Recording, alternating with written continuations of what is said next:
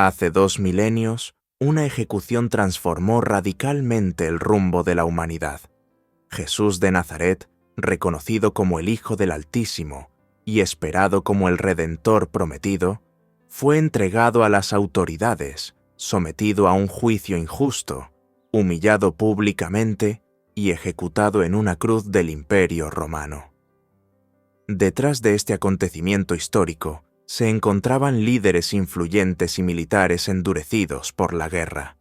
Sus razones eran puramente egoístas: ambición desmedida, envidia destructiva, ansias de dominio y terror a perder sus privilegios. Pensaban firmemente que la crucifixión silenciaría definitivamente su voz. Estaban convencidos de que sus seguidores se dispersarían irremediablemente una vez que su líder hubiera fallecido. Sin embargo, su muerte no representó una derrota. Por el contrario, marcó el comienzo de algo eterno e imperecedero. No obstante, las escrituras sagradas y los registros históricos nos revelan una realidad sombría e inquietante. Cada individuo que participó en su ejecución terminó enfrentando su propia destrucción, frecuentemente de manera tan dolorosa y terrible como las acciones que cometieron. El libro de Gálatas, capítulo 6, versículo 7, lo expresa con absoluta claridad. No os engañéis, el Señor no puede ser burlado. Todo lo que el ser humano plante, exactamente eso mismo cosechará. En esta exploración profunda, examinaremos la Biblia, los escritos históricos y los documentos de los primeros cristianos para descubrir los finales terribles de los hombres responsables de la muerte del Mesías y la gracia extraordinaria que, a pesar de todo, se les ofreció.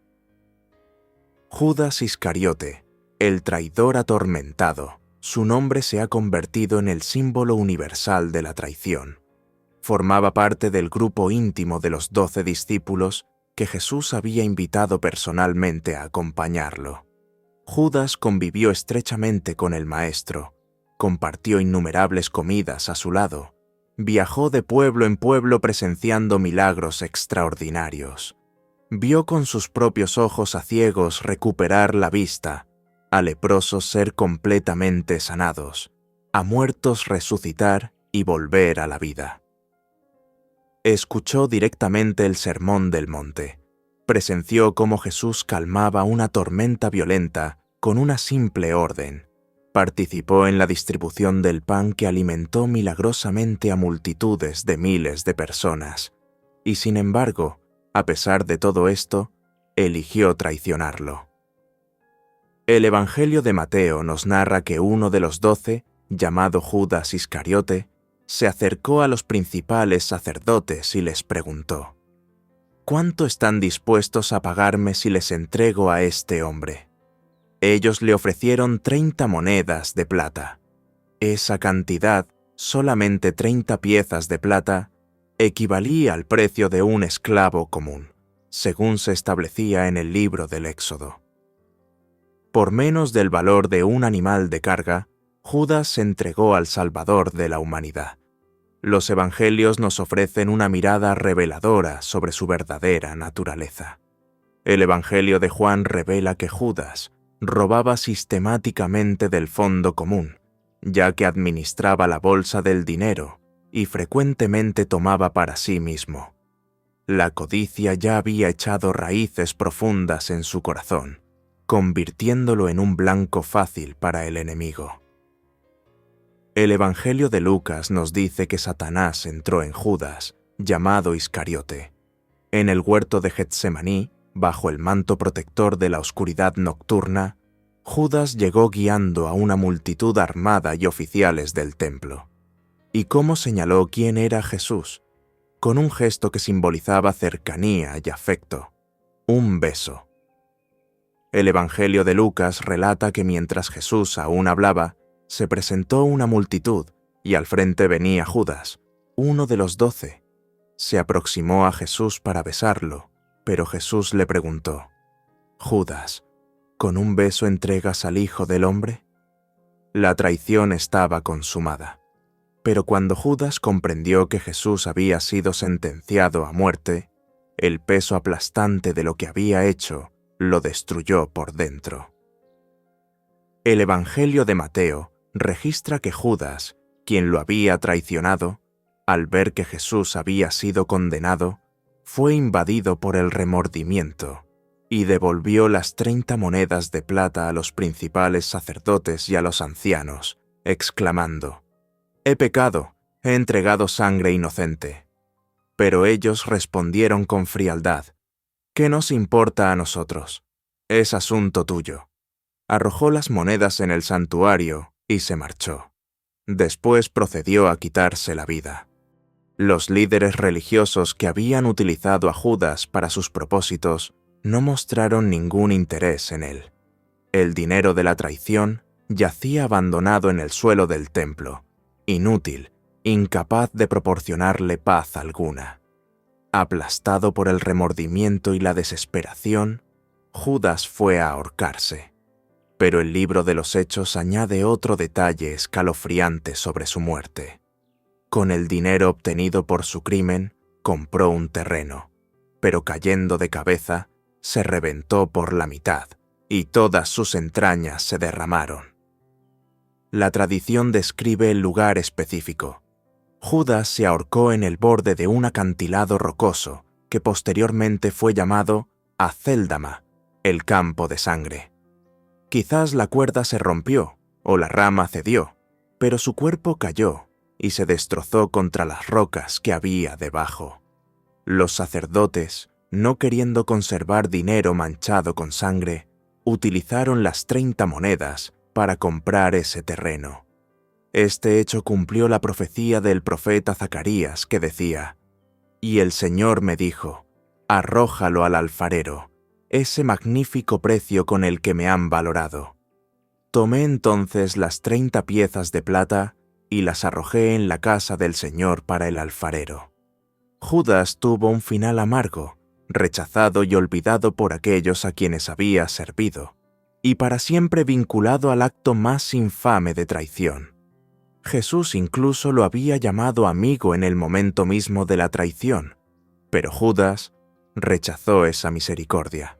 Su historia es una advertencia poderosa. Se puede caminar junto a Jesús, escuchar su voz, ver milagros y aún así perderse si el corazón no le pertenece verdaderamente. Caifás, el sumo sacerdote ambicioso. Caifás ocupaba el cargo religioso más elevado en Israel durante ese periodo. Vestía las vestimentas que simbolizaban autoridad, permanecía en el templo como representante espiritual del pueblo y llevaba sobre sus hombros la responsabilidad de guiar a la nación. Pero aquella noche, cuando Jesús fue arrestado, Caifás no eligió la verdad, sino el poder. Utilizó su autoridad para impulsar la ejecución. En el Evangelio de Juan, escuchamos su razonamiento calculador. Uno de ellos, Caifás, que era sumo sacerdote ese año, declaró: «Ustedes no entienden nada. ¿No comprenden que es mejor que un solo hombre muera por el pueblo en lugar de que perezca toda la nación?» Para Caifás, Jesús no era el prometido anunciado en las Escrituras. Lo percibía como una amenaza, alguien que podía romper el delicado equilibrio entre los líderes religiosos y los gobernantes romanos. Los milagros, las multitudes, la audaz declaración de ser el Hijo de Dios, todo esto cuestionaba el control de Caifás. Por eso comenzó a planificar en secreto. Los evangelios explican que los líderes religiosos buscaban una manera astuta de arrestar a Jesús y darle muerte. Cuando Judas se presentó con su oferta, Caifás aprovechó la oportunidad. Durante las horas silenciosas de la noche, violando numerosas normas de la ley judía, Caifás convocó al consejo llamado Sanedrín. El proceso fue todo menos justo. Fue una farsa de justicia. Trajeron testigos falsos, pero ni siquiera sus testimonios coincidían entre sí. Sin embargo, Caifás continuó adelante con su plan. El Evangelio de Mateo registra que el sumo sacerdote le dijo: «Te conjuro por el Dios viviente que nos digas si eres tú el Cristo, el Hijo de Dios». Jesús respondió: «Tú lo has dicho. Además les digo que desde ahora verán al Hijo del Hombre sentado a la diestra del poder y viniendo sobre las nubes del cielo». Entonces el sumo sacerdote rasgó sus vestiduras y exclamó: «Ha blasfemado. ¿Qué necesidad tenemos de más testigos? He aquí, ahora han escuchado la blasfemia. ¿Qué les parece?». Y ellos respondieron: «Es reo de muerte».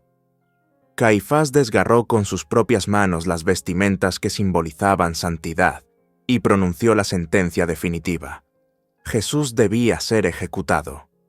Por la mañana, Jesús fue entregado al gobernador romano Pilato. Por la tarde, estaba clavado en una cruz. Pero ¿qué sucedió con Caifás después de todo esto? Las Escrituras no describen su final, pero el historiador judío Josefo sí lo hace.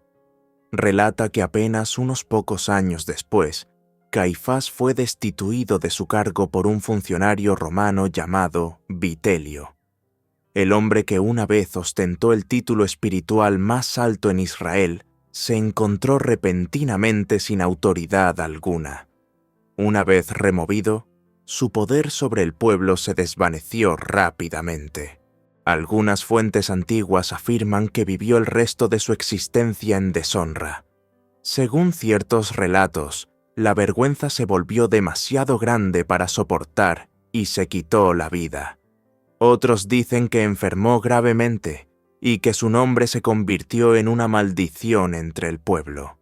Este hombre había sido encargado de custodiar la ley de Dios, de guiar a la nación y de desempeñar los deberes del sumo sacerdote. Pero cuando el verdadero sumo sacerdote se presentó ante él, Caifás lo declaró culpable. Así, su legado permaneció ligado a la vergüenza, no por defender la verdad, sino por contribuir a condenar a muerte a aquel que es la verdad. Anás, el manipulador en las sombras. Anás era el suegro de Caifás, y en el pasado había ocupado el mismo rol poderoso de sumo sacerdote. Desde el año 6 hasta el 15 después de Cristo, Anás fue la máxima autoridad religiosa en Israel. Aunque Roma le quitó oficialmente el título, nunca renunció al control. De hecho, el Evangelio de Juan nos informa que condujeron a Jesús primero ante Anás porque era suegro de Caifás, quien era sumo sacerdote ese año. Cuando los soldados arrestaron a Jesús en el huerto, no lo llevaron inmediatamente ante Caifás, sino ante Anás. ¿Por qué? Porque Anás todavía manipulaba los hilos detrás del escenario. Incluso sin el título oficial, ejercía enorme influencia sobre el consejo judío.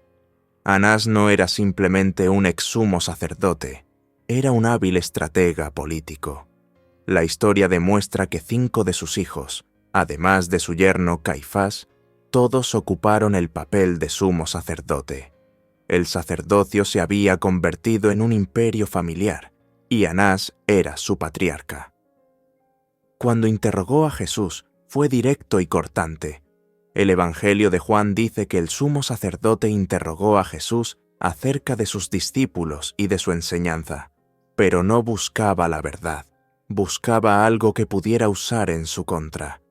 Jesús respondió con calma y seguridad: «Yo he hablado abiertamente ante el mundo. Siempre he enseñado en las sinagogas y en el templo donde todos se reúnen. ¿Por qué me interrogas a mí? Pregunta a quienes me han escuchado». No era la respuesta que Anás esperaba. Así que, después de un breve pero tenso intercambio, envió a Jesús atado ante Caifás para dar inicio al procedimiento oficial. La Biblia no nos relata cómo terminó la vida de Anás, pero documentos históricos y tradiciones nos ofrecen indicios reveladores. Cuando estalló la guerra entre judíos y romanos en el año 66 después de Cristo, la familia de Anás aún conservaba riqueza y poder en Jerusalén. Solo 4 años después, en el año 70 después de Cristo, las legiones romanas sitiaron la ciudad. Hambruna, violencia y revueltas arrasaron al pueblo. El templo, símbolo mismo de la autoridad sacerdotal, fue destruido por el fuego. Escritos cristianos antiguos sugieren que Anás no sobrevivió al caos. Algunos afirman que fue asesinado durante el asedio. Otros sostienen que fue ejecutado durante los enfrentamientos internos que devastaron la ciudad. Sus posesiones fueron confiscadas, su influencia se desvaneció, su familia dispersada. Este hombre que una vez lideró la élite religiosa, murió entre las ruinas de la ciudad que quería controlar. Quien primero interrogó al Mesías nunca vio al verdadero sumo sacerdote coronado en el cielo. Poncio Pilato, el gobernador cobarde. Pilato fue el quinto funcionario romano enviado a gobernar Judea, elegido por el emperador Tiberio para controlar una provincia llena de tensiones religiosas. Gobernaba desde la ciudad costera de Cesarea, pero viajaba a Jerusalén durante las grandes festividades para mantener el orden. Su gobierno estuvo marcado por conflictos. Fuentes antiguas lo describen como despiadado, inflexible e irrespetuoso hacia las creencias judías. Filón de Alejandría, un filósofo judío de la época, lo describió como un hombre codicioso, conocido por la violencia, los robos, la crueldad, los ataques sin motivo y las continuas ejecuciones sin juicio. Sin embargo, el día en que Jesús se presentó ante él, Pilato enfrentó la decisión más importante de su vida. Los líderes religiosos le presentaron acusaciones, pero Pilato las detectó de inmediato. Comprendió que se trataba de envidia y política. El Evangelio de Juan registra parte de su conversación. Pilato volvió a entrar al pretorio y llamó a Jesús preguntándole: ¿Eres tú el rey de los judíos? Jesús respondió: Mi reino no es de este mundo. Yo he nacido para esto, para dar testimonio de la verdad. Pilato se sintió perturbado. En los evangelios lo declara inocente no una, sino 3 veces. En el Evangelio de Lucas dice: «¿Pero qué mal ha hecho este hombre? No he encontrado en él nada que merezca la muerte. Lo castigaré y luego lo dejaré ir». Pero la multitud no quería calmarse. Los líderes religiosos habían agitado al pueblo hasta enloquecerlo y comenzaron a gritar cada vez más fuerte: «¡Crucifícalo! ¡Crucifícalo!». Cuando Pilato supo que Jesús había declarado ser Hijo de Dios, el Evangelio de Juan nos dice que tuvo aún más miedo. Pilato se encontraba ante una encrucijada. Temía condenar a un inocente, pero también temía una revuelta que podría destruir su carrera política. Los sacerdotes lo presionaron más allá. En el Evangelio de Juan lo amenazaron: «Si dejas ir a este hombre, no eres amigo del César. Cualquiera que se hace rey se opone al César». Oponerse al César podía significar el exilio o algo peor, así que Pilato cedió.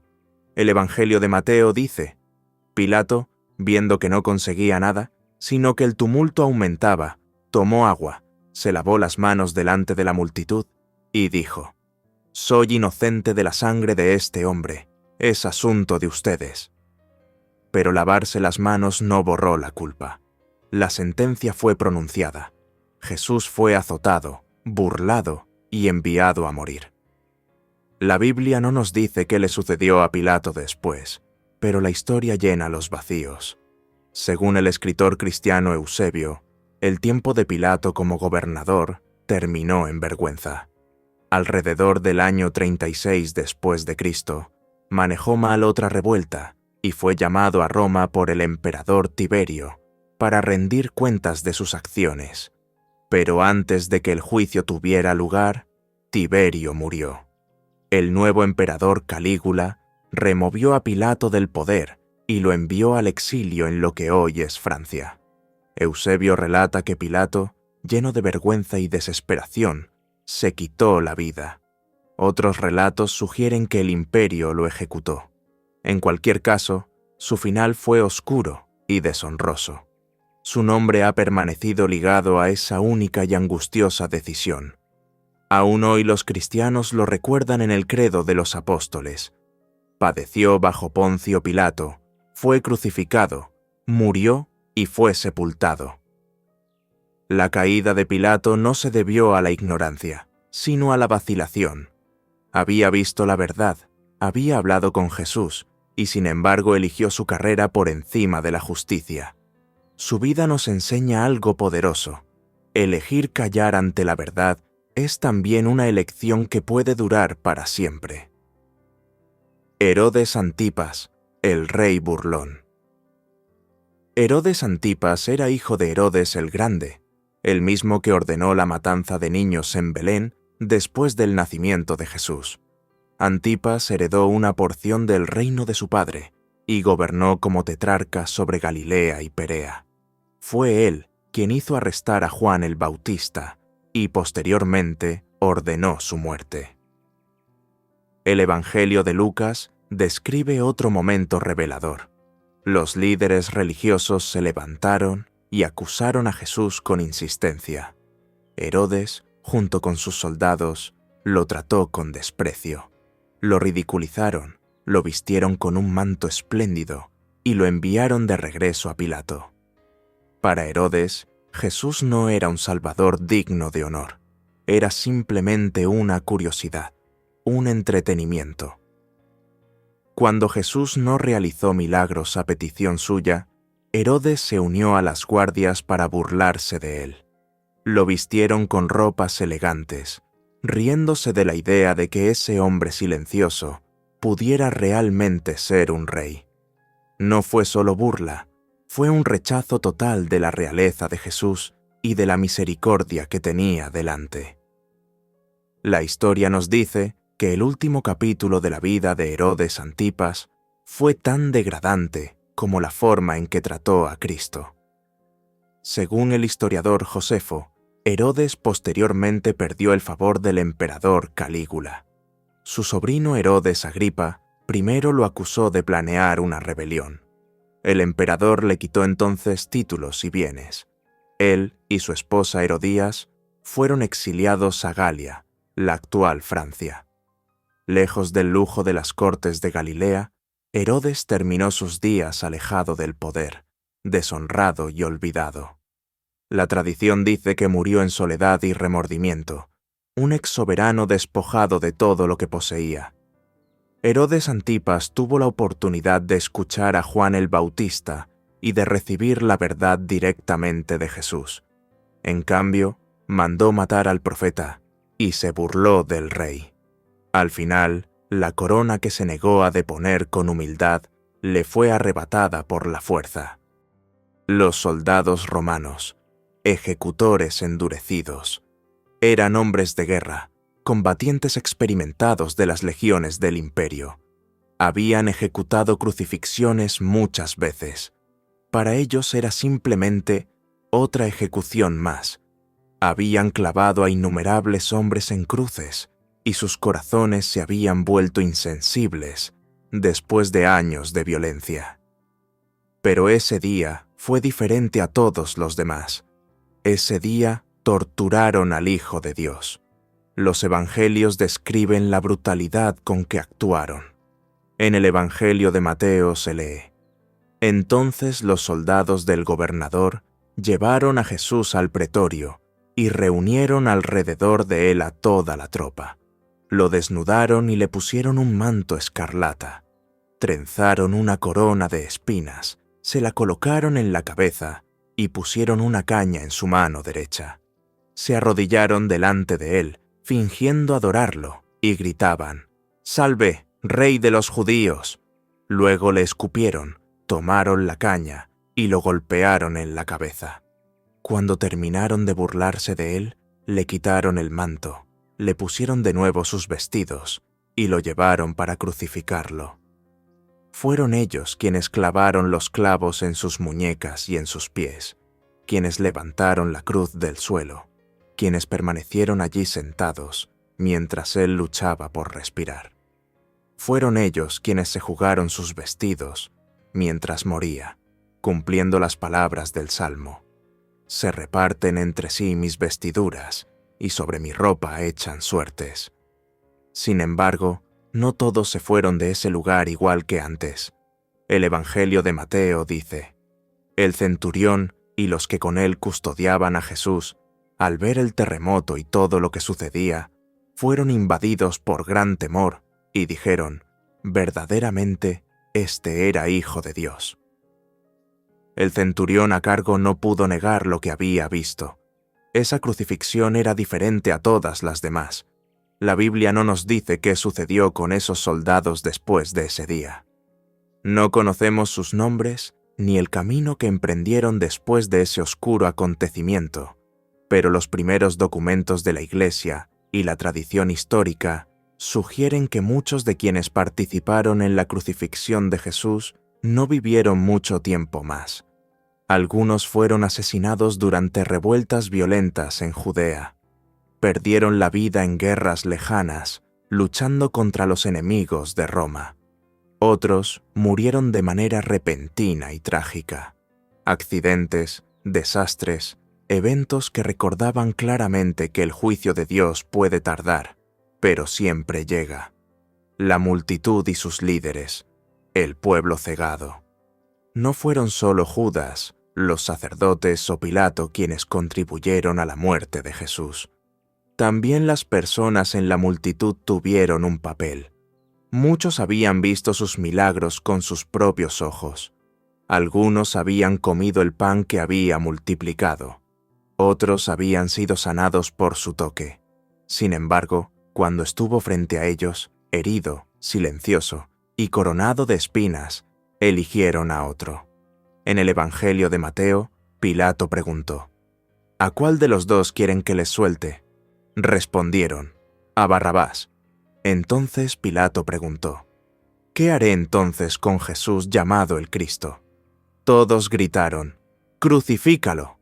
Pilato replicó: ¿pero qué mal ha hecho? Y ellos gritaron aún más fuerte: ¡crucifícalo!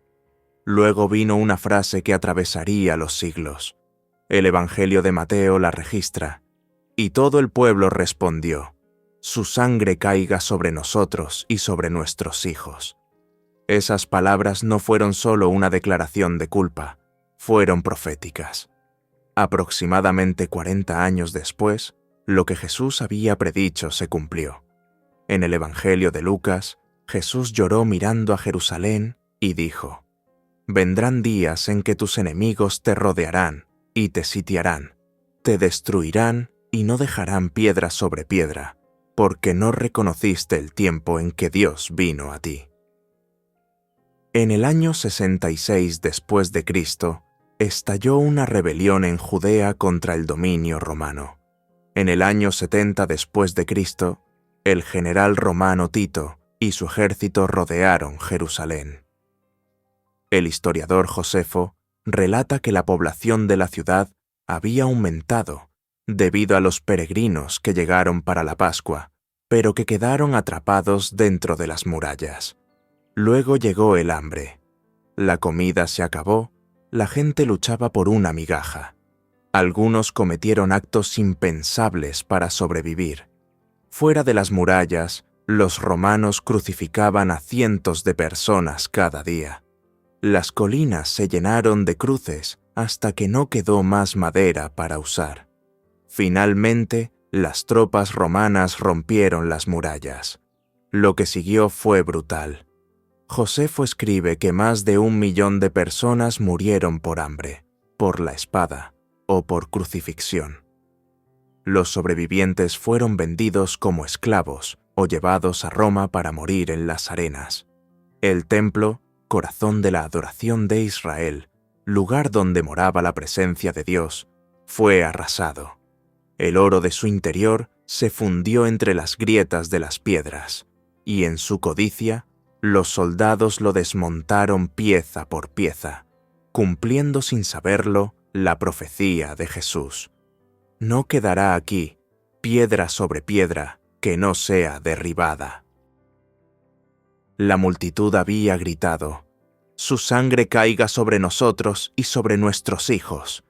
Y en el año 70 después de Cristo, ese grito retornó como un eco en medio de fuego y devastación. La gracia en medio del juicio. Pero incluso en medio de todo esto, había todavía un destello de gracia.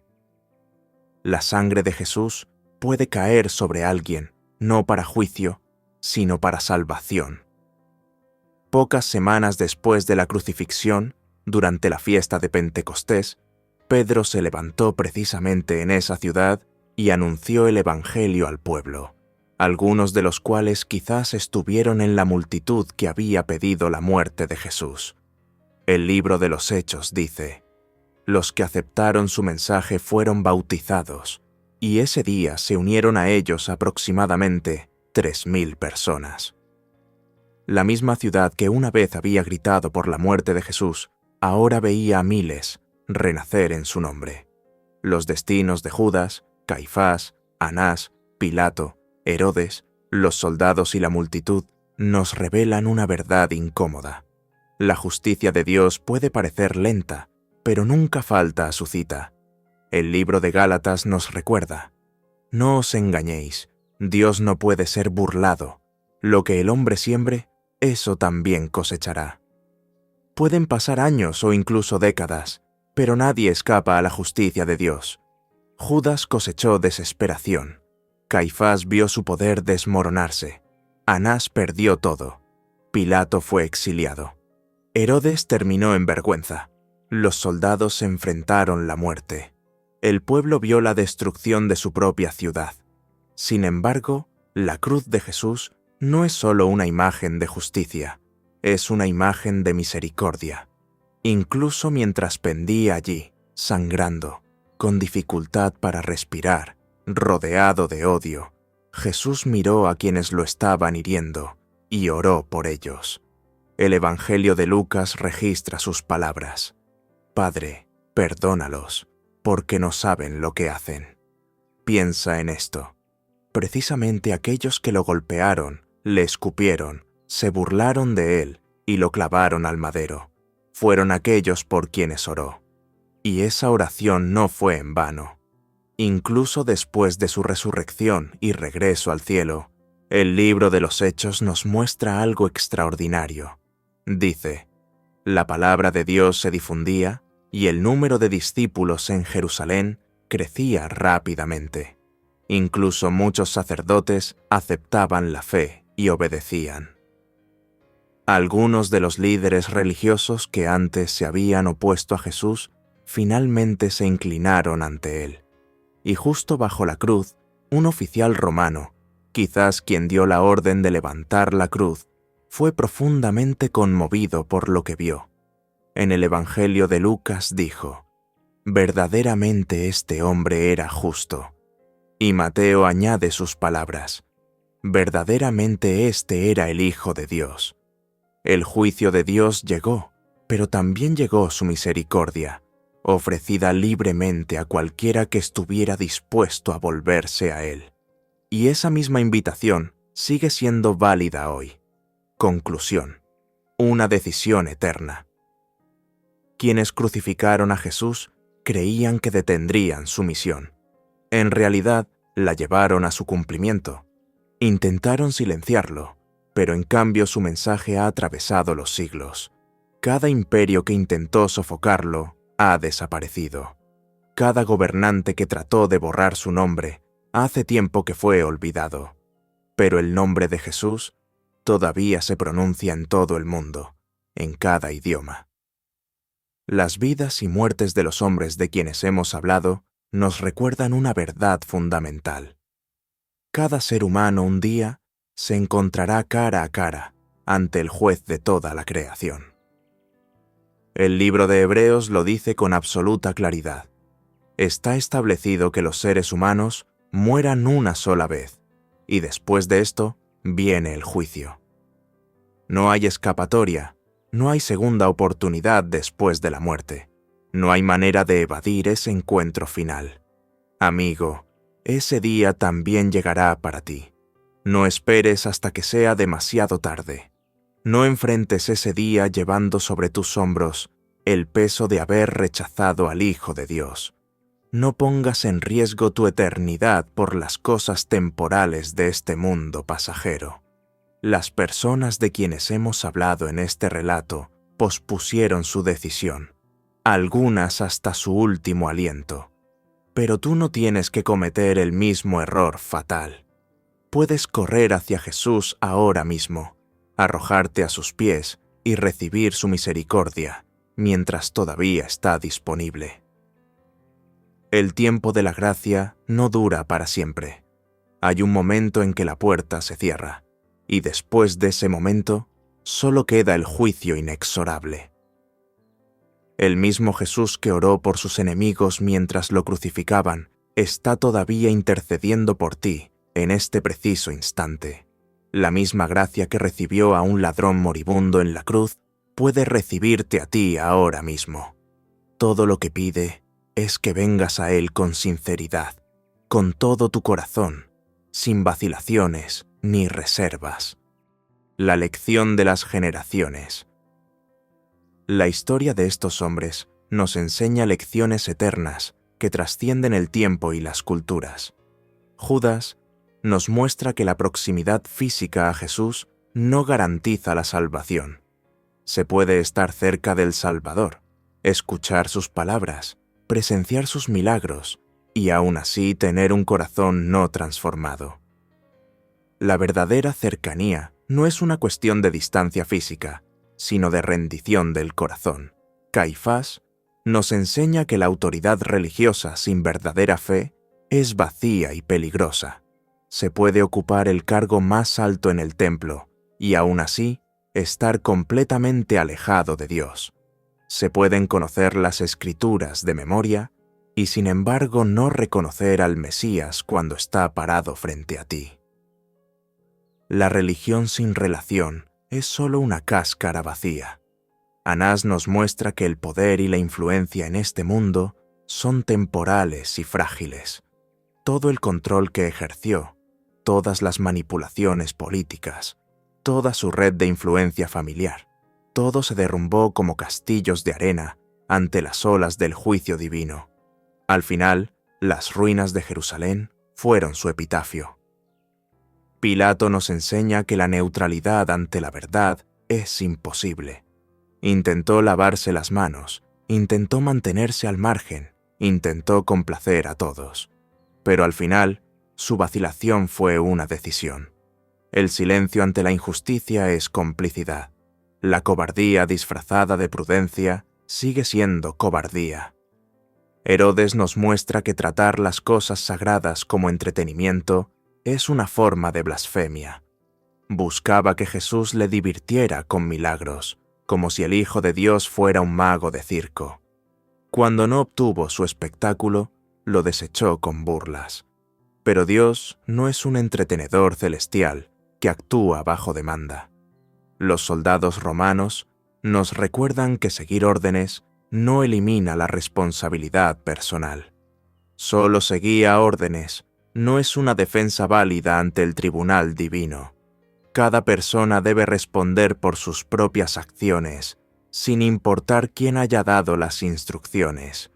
Y la multitud nos enseña que seguir a la mayoría no hace que algo sea correcto. Miles de voces gritando una mentira no la convierten en verdad.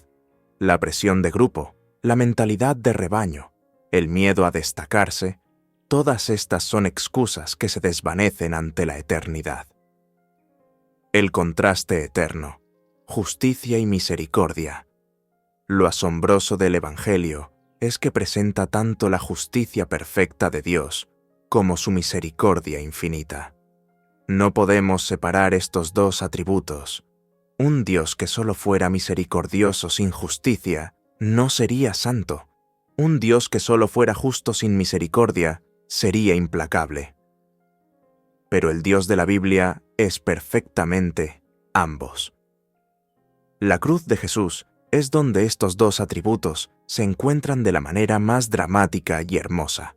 Es el lugar donde la justicia de Dios se satisface completamente y donde su misericordia se ofrece gratuitamente. Es donde el juicio que merecíamos cayó sobre Jesús, para que la misericordia que no merecemos pudiera alcanzarnos. Los hombres que crucificaron a Jesús experimentaron su justicia, pero incluso para ellos, la puerta de la misericordia permaneció abierta mientras tuvieron aliento. El centurión romano que declaró, verdaderamente este era hijo de Dios, pudo haber sido el mismo que dio la orden de crucificarlo, y sin embargo, en ese momento de reconocimiento, encontró gracia. Los 3.000 que se convirtieron en Pentecostés probablemente incluían a personas que habían estado en esa multitud gritando, ¡crucifícalo! Y sin embargo, cuando escucharon el Evangelio y se arrepintieron, fueron perdonados y lavados por la misma sangre que habían pedido que fuera derramada. El llamado final. Esta no es simplemente una historia histórica sobre eventos que ocurrieron hace 2000 años. Es una historia que continúa desarrollándose hoy. Cada persona que escucha sobre Jesús debe tomar una decisión. Cada generación debe responder a la misma pregunta que Pilato hizo. ¿Qué haré entonces con Jesús, llamado el Cristo? No puedes permanecer neutral. No puedes lavarte las manos y pretender que no es tu responsabilidad. No puedes posponer la decisión indefinidamente. No puedes tratarlo como entretenimiento o como un tema interesante para debatir. Debes decidir. ¿Aceptarás su sacrificio y recibirás su misericordia? ¿O rechazarás su gracia y enfrentarás su justicia? Estas son las únicas dos opciones. No hay término medio. No hay área gris. No hay tercera alternativa. La historia de estos hombres es una advertencia solemne, pero también es una invitación urgente. Es una advertencia porque nos muestra que el juicio de Dios es real, es cierto, es inevitable. Pero es una invitación porque nos muestra que la misericordia de Dios todavía está disponible, todavía es accesible, todavía puede transformar al peor de los pecadores. El poder transformador de la cruz. Lo que hace que el Evangelio sea verdaderamente buenas noticias es que no solo nos habla del juicio que merecemos, sino de la salvación que se nos ofrece. No solo nos condena por nuestro pecado, sino que nos ofrece perdón completo y total. No solo nos muestra nuestra necesidad desesperada, sino que nos presenta al Salvador Todopoderoso. La cruz no fue un accidente de la historia, no fue un plan que salió mal, no fue una tragedia que tomó a Dios por sorpresa. Fue el plan establecido desde antes de la fundación del mundo. Fue el momento hacia el cual toda la historia humana se había estado moviendo. Fue el evento que dividiría el tiempo mismo en antes y después. Y aunque los hombres malvados pensaron que estaban acabando con Jesús, en realidad estaban cumpliendo el plan de redención de Dios. Aunque pretendían silenciar su voz, en realidad estaban creando el mensaje que resonaría por toda la eternidad. Aunque creían que estaban mostrando su poder, en realidad estaban demostrando el poder infinito del amor de Dios. La decisión que debes tomar, ahora mientras lees estas palabras, en este momento preciso, estás tomando una decisión. O estás acercándote a Jesús, o te estás alejando de Él. No hay neutralidad posible. El tiempo que pasa es tiempo que nunca recuperarás. La oportunidad de hoy puede no estar disponible mañana. Los hombres de esta historia pensaron que tenían tiempo. Caifás pensó que podría manejar la situación a su manera. Pilato pensó que podría posponerla y encontrar una solución política. Herodes pensó que no era algo serio, solo entretenimiento. Todos se equivocaron fatalmente. No cometas el mismo error. No asumas que tendrás otra oportunidad. No pospongas lo más importante por lo urgente. No cambies tu alma eterna por placeres temporales o por el aplauso de la multitud. El mismo Jesús que colgó en esa cruz hace 2000 años está vivo hoy. Resucitó al tercer día, conquistando la muerte y demostrando que todo lo que dijo era verdad. Está sentado a la diestra del Padre, intercediendo por aquellos que vienen a Dios a través de él. Y un día regresará, no como el cordero manso que fue al matadero, sino como el león de Judá, el Rey de reyes y Señor de señores. El testimonio eterno. La cruz de Jesús sigue siendo el evento más significativo en la historia humana. Ha inspirado más arte, más música, más literatura que cualquier otro acontecimiento. Ha transformado más vidas que cualquier otra enseñanza. Ha cambiado más corazones que cualquier otra revelación. Los imperios que lo crucificaron se han desvanecido en el polvo de la historia. Las religiones que lo rechazaron han perdido su poder. Los gobernantes que lo condenaron han sido olvidados por todos, excepto los historiadores. Pero Jesús permanece. Su nombre es honrado. Su mensaje se predica. Su amor transforma. 2000 años después, miles de millones de personas en todo el planeta lo llaman Señor. Su evangelio se ha traducido a miles de idiomas. Su iglesia existe en cada nación de la tierra. Su reino continúa expandiéndose, no por la fuerza de las armas, sino por el poder del Espíritu Santo. Esta es la ironía suprema de la crucifixión. Los que pensaron que estaban destruyendo a Jesús, en realidad estaban creando el mensaje más poderoso jamás proclamado. Los que pensaron que estaban apagando su luz, en realidad estaban encendiendo una llama que nunca se apagaría. Los que pensaron que estaban escribiendo el final de su historia, en realidad estaban escribiendo solo el principio. Tu respuesta determina tu destino.